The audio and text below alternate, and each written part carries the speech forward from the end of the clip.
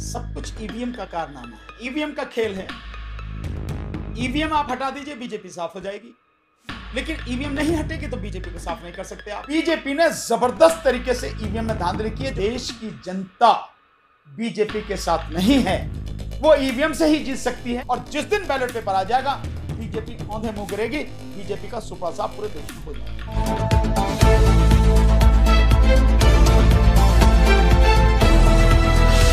सब कुछ ईवीएम का कारनामा है, ईवीएम का खेल है। ईवीएम आप हटा दीजिए, बीजेपी साफ हो जाएगी, लेकिन ईवीएम नहीं हटेगी तो बीजेपी को साफ नहीं कर सकते आप। बीजेपी हारने वाली नहीं है। इस देश में यह बिल्कुल सच है कि देश की जनता किसी भी हालत में बीजेपी को पसंद नहीं करती है, बीजेपी के अगेंस्ट में है, बीजेपी के विरोध में जबरदस्त आक्रोश लोगों में है। और मैं कहूं, माननीय प्रधानमंत्री श्री नरेंद्र मोदी जी के प्रति जबरदस्त आक्रोश युवाओं में, किसानों में, मजदूरों में, आम जनता में जबरदस्त आक्रोश है। इसलिए और अब नतीजे जो है वो कैसे आ रहे हैं, इसका साफ मतलब है कि ईवीएम में गड़बड़ी है। देखिए, ऐसा नहीं हो सकता कि बिना किसी के बुलाए जो लोग अपनी इच्छा से आए हैं, अपने आप आए हैं, इतनी भारी संख्या में आए हैं, जन सैलाब के रूप में तेजस्वी यादव की रैलियों में लोगों की शिरकत आपने देखी। नौजवान हो, बुजुर्ग हो, महिलाएं हो, इतना जबरदस्त फील्ड तो फील्ड, आप जिस जगह मीटिंग हो रही है फील्ड तो फील्ड, छतों पे खड़े हैं लोग इतनी भारी संख्या में। उस सब के बावजूद भी उन्हें अगर वोट देखा जाए तो वोट कहीं भी नहीं है, सफाया हो रहा है बिल्कुल। सो जितनी उन्हें सीट मिलनी चाहिए थी वो कहीं भी नजर नहीं आती हैं। यहां तक कि सीमांचल का इलाका हो, चाहे आप उधर आप देख रहे हैं उधर और जो मधुबनी वगैरह, ये जो आपका उत्तर का इलाका है, मिथिला का इलाका है, पूरे में साफ हो रखा है। तो ये जो हालत हुई है, ये केवल और केवल ईवीएम की बदौलत ही हुई है।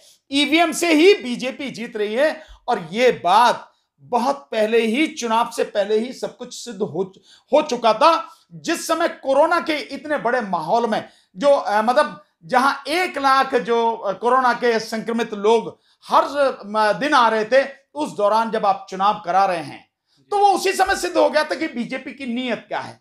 और कुछ उस समय क्लियर हो गया था जिस समय बीजेपी का जो एनडीए गठबंधन है उसमें सीटों का बंटवारा जिस तरह से हुआ, जिसमें जेडीयू 122 सीटों पर और 121 सीटों पर ये बीजेपी लड़ी। 121 में से 11 सीटें इन्होंने वीआईपी को दे दी और उन्होंने जो 6 सीटें जो हैं जीतन राम मांझी जी की पार्टी को दे दी। तो उसी समय क्लियर हो गया था कि बीजेपी क्या चाहती है। और बीजेपी का ये बहुत क्लियर था और मैंने ये बार बार कहा कि बीजेपी इस बार बिहार में चुनाव बनाने के मूड में है और उसने ये सोच लिया है कि इस बार नीतीश कुमार जी का सफाया कर देगी और एलजेपी का सफाया कर देगी। तो वो सब कुछ हो गया।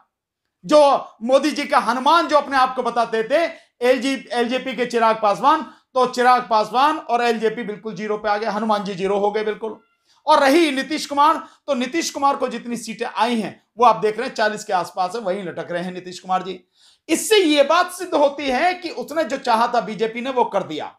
दूसरा, बीजेपी की एक बड़ी शानदार बड़ी खासियत भी है कि जहां तक उसकी वोट है, जो उसका तो कैडर वोट, सॉलिड वोट है ना जो उसका है, वो वोट उसने उसको जेडीयू को ट्रांसफर नहीं कराया और जेडीयू का जो वोट है, नीतीश का जो वोट है, वो उन्होंने ले लिया। ये सारी बिसात जिस तरह से बनाई उन्होंने बिछाई है, उसमें साफ था कि केवल और केवल ईवीएम के माध्यम से बिहार में बीजेपी की सरकार बन रही है। अच्छा, ईवीएम जब से आया लगातार सवाल उठ रहे हैं 2014 के बाद से, चाहे वो उत्तर प्रदेश का चुनाव हो, चाहे 19 का लोकसभा चुनाव हो, और आज भी जब रिजल्ट आना शुरू हुए तो कांग्रेस के कई नेता या और भी विपक्ष के नेता ईवीएम पे मतलब सवाल उठा रहे हैं। तो क्या लगता है, ईवीएम बंद होगा या नहीं?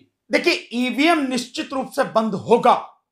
हम लोग इसके लिए लगातार आंदोलन कर रहे हैं और हमने अभी करीब 10-15 दिन पहले हमने एक प्रेस कॉन्फ्रेंस करके आगे आने वाला जिस जन आंदोलन की, राष्ट्रीय स्तर पर जन आंदोलन हम लोग करने जा रहे हैं, जिसकी शुरुआत हम 26 नवंबर 2020 को जंतर मंतर पर दिन में 2 बजे से लेकर 5 बजे के बीच में हम वो आंदोलन शुरुआत उसकी कर रहे हैं ईवीएम के। और ईवीएम हमारा सबसे पहला मुद्दा है। मुद्दे और भी हैं उसमें, सीए, एनआरसी वगैरह वो भी मुद्दे हैं, यूएपीए कानून, एनएसए भी है, और जो आपका ये जो निजीकरण है ये भी है, किसानों के जो बिल हैं वो भी हैं, श्रम कानून है वो भी हैं, महिलाओं की स्थिति वो भी है, शिक्षा भी है, मेडिकल भी, सारी चीजें हैं। जो असली मुद्दे जनता के मुद्दे हैं, सब कुछ वो सब हैं उसको लेके। लेकिन उसमें टॉप पे जो मुद्दा है हमारा ईवीएम, ईवीएम निश्चित रूप से हटेगा। बस इतनी ही देरी है जिस दिन इस देश की जनता ईमानदारी से समझ जाए और केवल ट्विटर, फेसबुक, यूट्यूब और आपके जो ये व्हाट्सएप वगैरह पे, इंस्टाग्राम पे, मैसेंजर पे, इसी पे नाटकी रहे और धरती पर आके जन आंदोलन करे। जिस दिन देश की जनता जन आंदोलन करेगी उसी दिन ईवीएम पूरी तरह से हट जाएगी। सरकार को हटानी पड़ेगी। सरकार को हटाने के लिए जो जनप्रतिनिधित्व कानून जो है उसमें संशोधन करके, पार्लियामेंट में बिल लाके उसमें संशोधन करके और ईवीएम की जगह बैलेट पेपर को लाना पड़ेगा। लेकिन ये जन आंदोलन करना पड़ेगा। रही पार्टियां, आपने अभी कांग्रेस की बात की, कांग्रेस अब कह रही है जब ये नतीजे आ रहे हैं, कांग्रेस ने इससे पहले क्यों नहीं कहा? इससे पहले कहां सो रही थी कांग्रेस? कांग्रेस को कहना चाहिए था कि ईवीएम में गड़बड़ी है और ईवीएम से चुनाव होने नहीं देंगे। आप चुनाव होने देते हैं, चुनाव में आप भाग लेते हैं और उसके बाद में जब हारते तब कहती ईवीएम। अरे जब आपको मालूम है कि ईवीएम से ही सभी कुछ हो रहा है, ईवीएम से जीत के आई है और 2019 का चुनाव जिस तरह से बीजेपी ने जीता उसमें साफ था कि बीजेपी ने जबरदस्त तरीके से ईवीएम में धांधली की है, जो इस बात से भी सिद्ध होती है 373 लोकसभा सीटों पर जितनी वोटें पड़ी उससे 8,000 से लेकर 18,000 वोटें ज्यादा आई। तो ईवीएम में गड़बड़ी साफी से आई। सो उस चीज को समझते हुए पहले ही आंदोलन करना चाहिए था। खैर अभी भी अगर बात की है तो केवल यही नहीं चुप हो जाना चाहिए। मैं जानता हूं कि यही चुप हो जाएंगे, इसको आगे नहीं बढ़ाएंगे। इन पार्टियों को, सभी पार्टियां, कोई भी, मैं इनका नाम एक का नहीं लेना चाहता, सभी पार्टियां ईवीएम को जब तक हटाने के लिए जन आंदोलन नहीं करेंगे तब तक नहीं होगा। और मैं जानता हूं ये पार्टियां नहीं करेंगी, ये जनता को करना पड़ेगा। ये जनता का आंदोलन है और जनता ने अगर जन आंदोलन नहीं किया तो नुकसान सबसे ज्यादा जनता का होगा, नेताओं का कुछ नहीं बिगड़ता। इसलिए आके ही उनको आंदोलन करना पड़ेगा। अच्छा, आप भी लगातार ईवीएम की लड़ाई लड़ रहे हैं काफी लंबे समय से, और आपने देखा होगा अमेरिका में ईवीएम बैन है लेकिन भारत में अभी तक ईवीएम बैन नहीं होता। देखिए इसी बात को मैं बार बार कह रहा हूं कि लोगों को समझना चाहिए, दुनिया का सबसे शक्तिशाली देश, सबसे पावरफुल देश, वहां पर दुनिया के सबसे शक्तिशाली व्यक्ति का जो चुनाव हो रहा है वो बैलेट पेपर से हो रहा है और गिनती भी बैलेट पेपर की 5-5, 6-6, 7-7 दिन से लगातार चल रही है। यह स्थिति वहां की है। वो कर सकते हैं और उन्होंने ही ईवीएम बनाई थी, उन्होंने ईवीएम छोड़ दी, हम ईवीएम को पकड़े हुए हैं। क्योंकि यहां मालूम है बीजेपी सरकार को कि देश की जनता बीजेपी के साथ नहीं है, वो ईवीएम से ही जीत सकती है, इसलिए ईवीएम को बनाए रखे हुए। अन्यथा बहुत एक सीधा सा सिद्धांत है, सुप्रीम कोर्ट भी ईवीएम के विषय में सुनने को तैयार नहीं है। नहीं, एक सिद्धांत बहुत सीधा सा है। देखिए, वोट जिसके माध्यम से सरकार बनती है वो ऐसा माध्यम होना चाहिए जो गरीब से गरीब या अनपढ़ से अनपढ़ व्यक्ति है और पढ़े से पढ़ा लिखा व्यक्ति है, उस सबको समझ में आना चाहिए। ईवीएम किस तरह से काम करती है, जो सॉफ्टवेयर इंजीनियर है उनके अलावा बाकी कोई नहीं समझता कि ईवीएम कैसे काम करती है। इसीलिए सिर्फ इसी आधार पर ईवीएम को हटाना एक बहुत ही सही कदम है। लेकिन उस सबके बावजूद भी नहीं हट रहा। क्यों? ईवीएम से, और सुप्रीम कोर्ट में जो 2013 में जो डिसीजन आया था 9 अक्टूबर को, उसमें साफ कहा गया था, बीजेपी ने अपने पिटीशन में कहा था कि ईवीएम से free, fair and transparent election संभव नहीं है।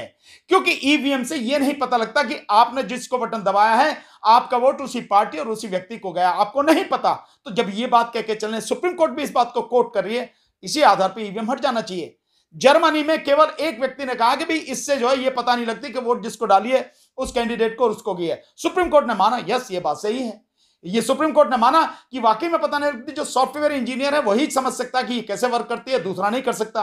और जब चुनाव की बात है उसमें समानता का आधार है, तो जो व्यक्ति समझता ही नहीं उस सिस्टम को, उससे वोट क्यों ली जा रही है? तो ऐसा सिस्टम जिसमें सब लोग उसको समझ सकें कि हमने जिसको वोट डाली है वो कैंडिडेट, उस पार्टी को, उसी को हमारी वोट गई है, वो केवल बैलेट पेपर हो सकता है। इसलिए ईवीएम हटना चाहिए, बैलेट पेपर आना चाहिए। और अगर नहीं आता है तो बीजेपी राज करती रहेगी, इसमें कोई शक नहीं है। और जिस दिन बैलेट पेपर आ जाएगा बीजेपी औंधे मुंह गिरेगी, बीजेपी का सुपड़ा साफ पूरे देश में हो जाएगा।